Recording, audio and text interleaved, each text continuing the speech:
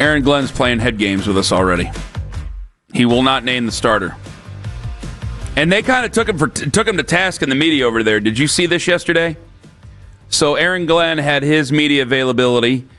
He did not announce a starter before their last game that they won against Cincinnati. It ended up being Justin Fields. Justin Fields had a very nice football game.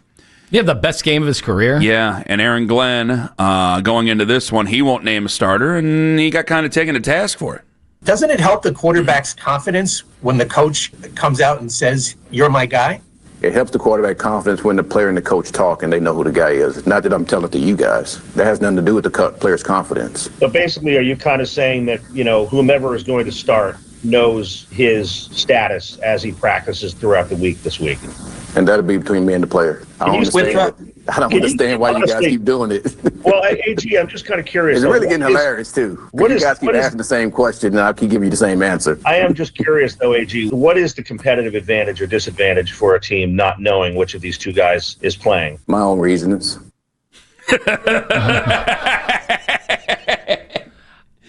Okay, obviously, when you're getting stonewalled like that, when you are reporters, like we've been complaining that we've been getting stonewalled by KS.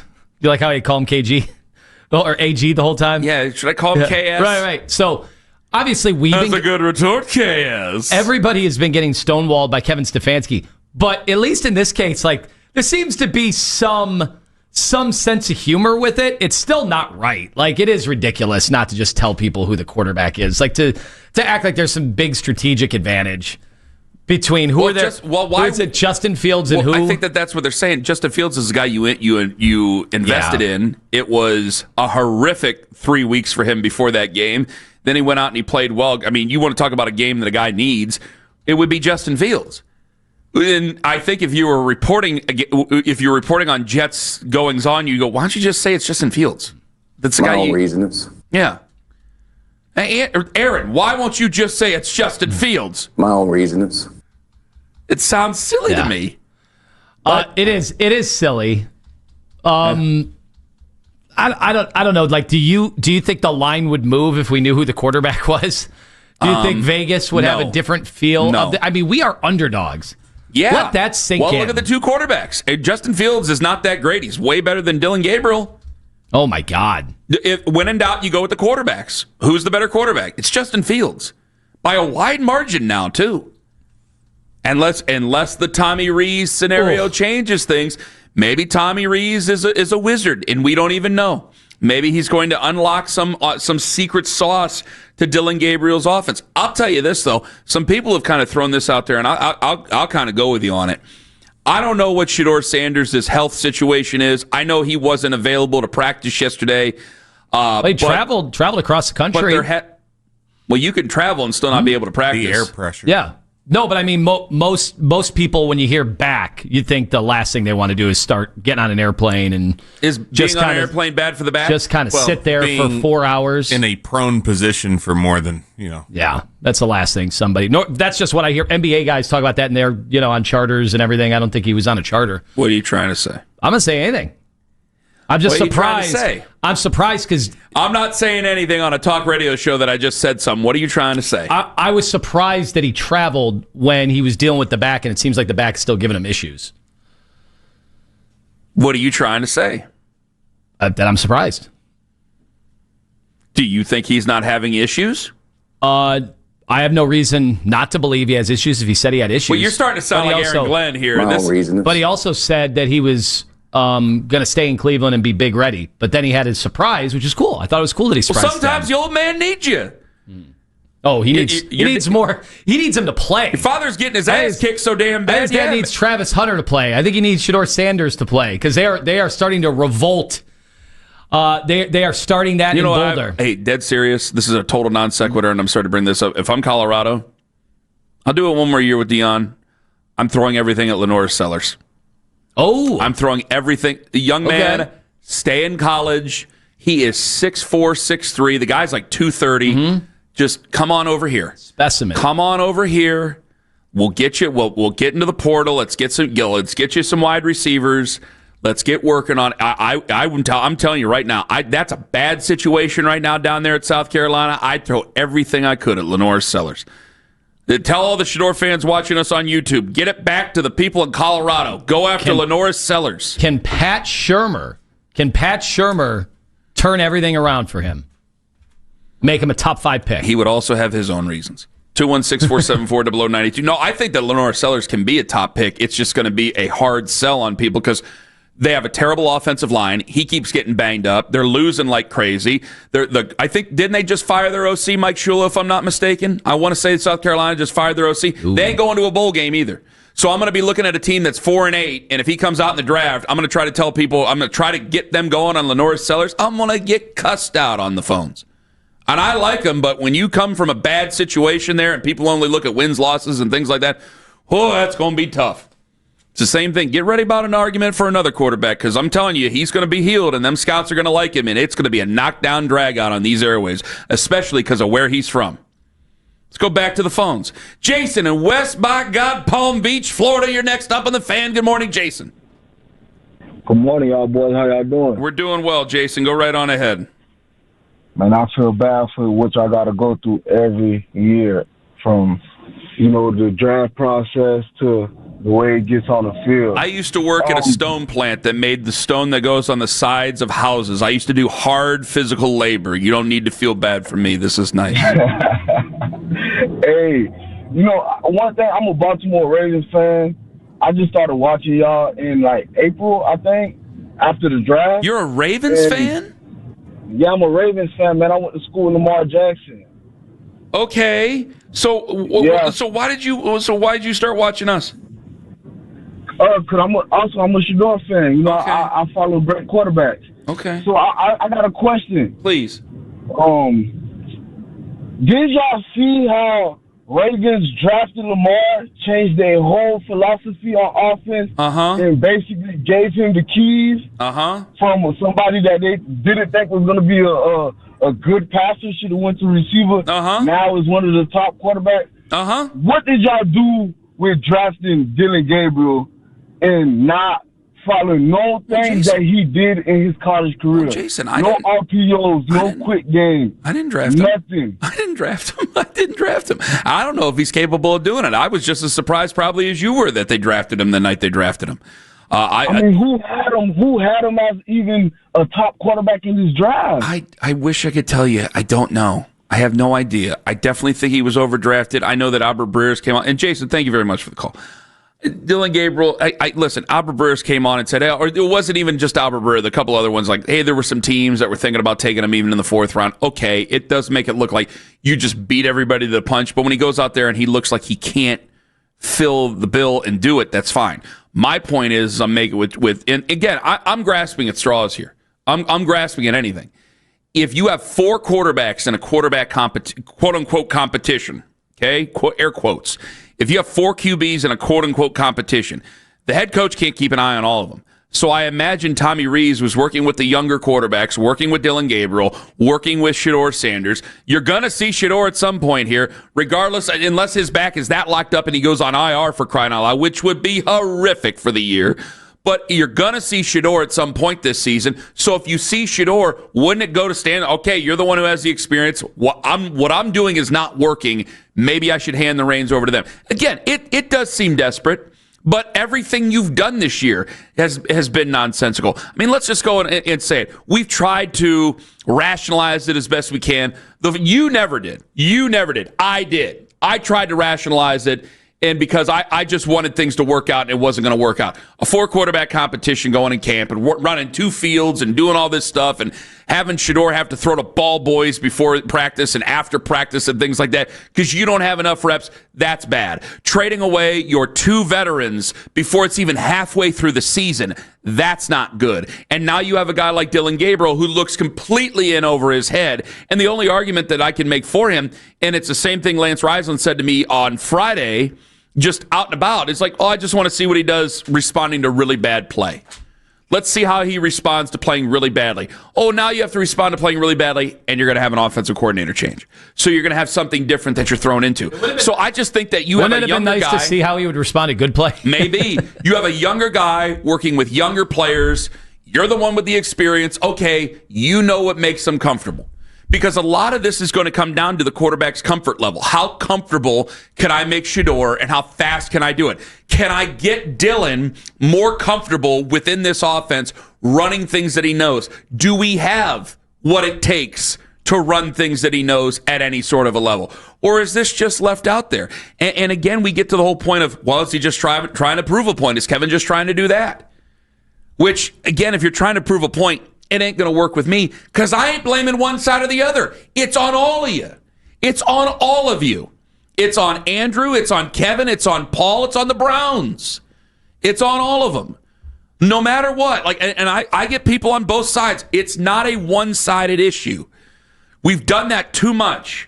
We have sat there and went from one person to another and tried to place blame on those people. I mean, can't we see it? But that makes people feel better, because if they think it's one person, they think if that one person, and everything's good. It doesn't work like that. I think there's 7 things they could change right now with the offense, and it wouldn't improve one iota. Guys, blaming one guy in particular is why we're in this situation to begin with, because we just blamed one guy.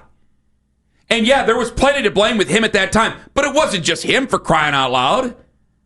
So now we're in this situation, because when you go from one person wanting to fix blame on one guy, all you're doing is covering for the rest of the ineptitude that's gone on, because you never during that time have ever been able to establish the culture, able to establish a system. You've put things on the side of walls. They mean nothing. They mean absolutely nothing. The tough, smart, accountable stuff, none of that means anything to anybody.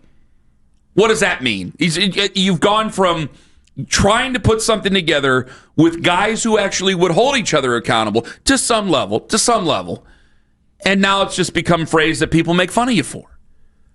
So if we go into this game on Sunday and Dillon Gabriel looks massively different, fine. I guess we can sit there and do the blame game and just blame Kevin. But I'm going to tell you guys right now, some of this is still going to stink, because fooling the Jets don't take much.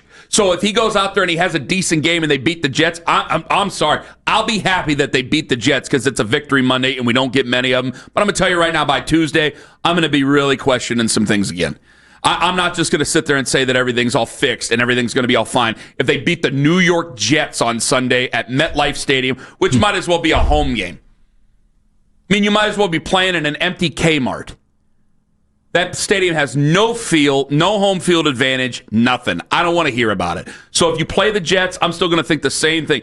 You beat the Baltimore Ravens at home with Dillon Gabriel and Tommy Rees calling plays, all right, then we'll talk. Then we'll have ourselves a conversation. A team that's getting up off the mat like The Undertaker, yeah, let's have that conversation. If you beat the Jets, no.